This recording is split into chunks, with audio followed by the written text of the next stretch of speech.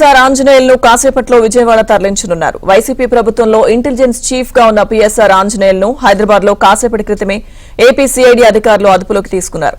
ముంబై నటి జత్వానీ వేధింపుల case RRR పై 3rd degree కేసులో పిఎస్ఆర్ ఆంజనేయులు నిందితుడిగా ఉన్నారు. పిఎస్ఆర్ ఆంజనేయులను హైదరాబాద్ నుంచి విజయవాడ తరలిస్తున్నారు.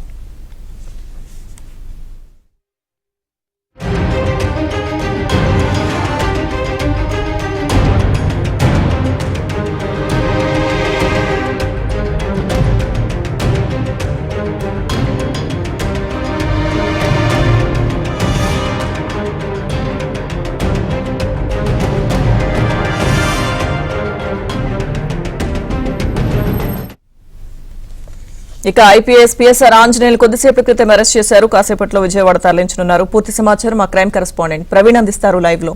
ప్రవీణ్, 10 నిమిషాల క్రితమే ఏపీ పోలీసు ఉన్నతాధికారిగా పనిచేసినటువంటి పిఎస్ఆర్ ఆంజనేయులను హైదరాబాద్లో అరెస్ట్ చేసి విజయవాడకు కూడా తరలిస్తున్నటువంటి పరిస్థితి కనపడుతుంది. విజయవాడకు రీచ్ అయిన తర్వాత ఈరోజు సాయంత్రం వరకు కూడా పిఎస్ఆర్ ఆంజనేయులను విచారించిన తర్వాత ఈరోజు రిమాండ్ చేసేటువంటి అవకాశాలు అయితే స్పష్టంగా కనపడుతున్నాయి. ముంబై నటి జత్వానీ కేసులో పిఎస్ఆర్ ఆంజనేయులను కూడా అరెస్టు చేస్తున్నట్లు ఇప్పటికే ప్రకటించినటువంటి పరిస్థితి కనపడుతుంది. నిన్న హైదరాబాద్కు వచ్చినటువంటి 2 ప్రత్యేక బృందాలు, సిఐడి బృందాలు అతని కోసం గాలింపు చర్యలు చేపట్టడం జరిగింది.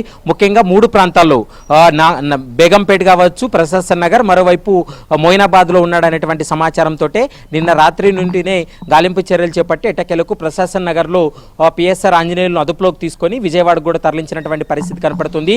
ముఖ్యంగా నటి జత్వానీ కేసులో వైసీపీ నేత విద్యాసాగర్ ఇచ్చినటువంటి కంప్లైంట్ మేరకు ఆమెను, ఆమె కుటుంబ సభ్యులను అరెస్ట్ చేయడం, వాళ్ళని వేధింపులకు గురి చేసి చిత్రహింసలకు గురి చేశారంటూ కూడా ఆమె కంప్లైంట్ చేయడం జరిగింది. దీంతో ఆ కేసును ఆధారంగా చేసుకొని కూటమి ప్రభుత్వం వచ్చిన తర్వాత 3 ఐపీఎస్లను కూడా సస్పెండ్ చేస్తూ కూటమి ప్రభుత్వం ఒక కీలకమైనటువంటి నిర్ణయం తీసుకోవడం జరిగింది.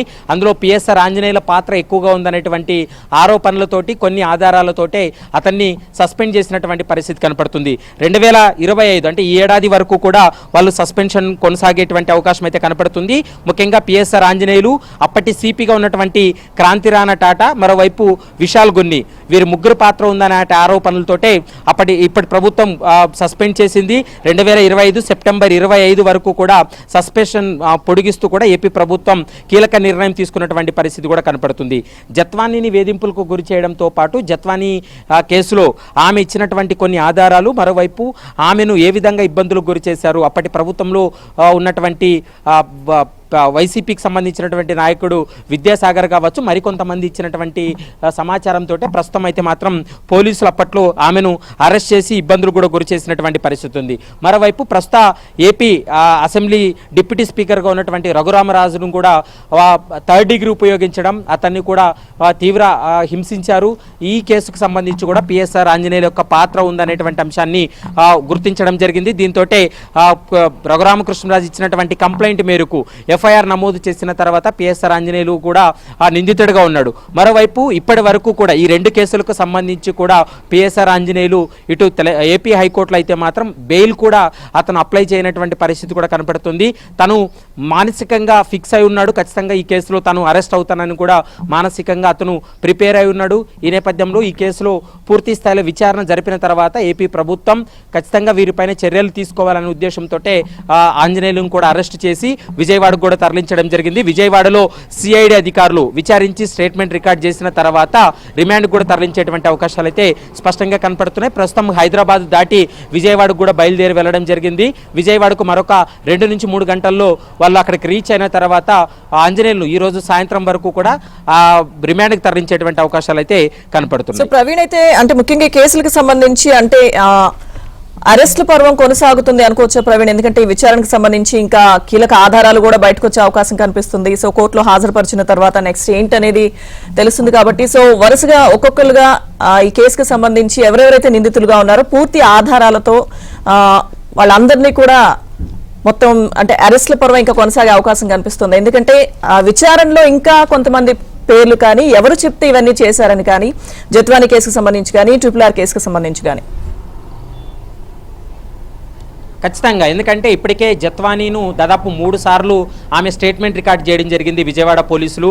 ఆమె ఇచ్చినటువంటి కంప్లైంట్ పైన అసలు ఆమెను ముంబై నుంచి విజయవాడకు తీసుకొచ్చి ఏ విధంగా చిత్రహింసలకు గురి చేశారు, ఏ విధంగా అక్రమ కేసులు బనాయించారు ఆమె పైన అనేటువంటి అంశాలన్నిటిపైన పూర్తి స్థాయిలో ఆమె స్టేట్మెంట్ ఇవ్వడం జరిగింది.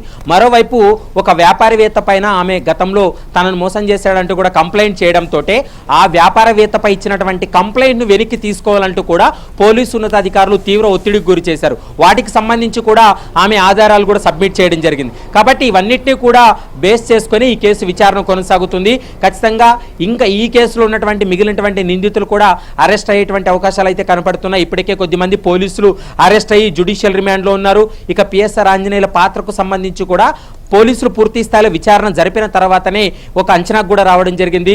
ఎందుకంటే వైసీపీ ప్రభుత్వంలో ఇంటెలిజెన్స్ చీఫ్గా పనిచేసినటువంటి పిఎస్ఆర్ ఆంజనేయులు పాత్ర ఉందనేటువంటి అంశాన్ని బాధితురాలుగా ఉన్నటువంటి జత్వానీ కూడా తన స్టేట్మెంట్ ఇవ్వడం జరిగింది. దాదాపు వారం 10 రోజుల పాటు ఆమెను బంధించి చిత్రహింసలకు గురి చేశారు.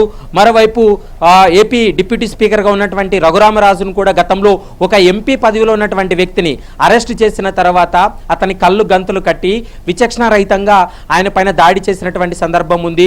సుప్రీంకోర్టు కూడా ఒక దశలో ఏపీ పోలీసుల పైన సీరియస్ అయినటువంటి సందర్భం కూడా ఉంది. ఇప్పుడు కూటమి ప్రభుత్వం వచ్చిన తర్వాత ఈ కేసులన్నిటిపైన కూడా సుదీర్ఘంగా విచారణ జరిపి ఎవరి పాత్ర ఎంత ఉందనేటువంటి అంశాలన్నిటిపైన పూర్తి స్థాయిలో ఆరా తీసిన తర్వాత అరెస్టు కొనసాగుతున్నాయి.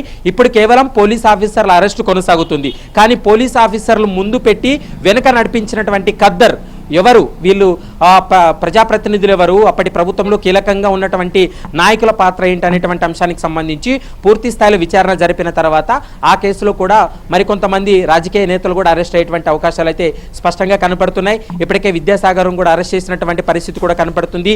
జత్వానీ ఇచ్చినటువంటి స్టేట్మెంట్ తర్వాత ఈ కేసులో చాలా కీలక పరిణామాలు కూడా చోటు చేసుకున్నటువంటి పరిస్థితులు కూడా మనం చూసామని చెప్పుకోవచ్చు.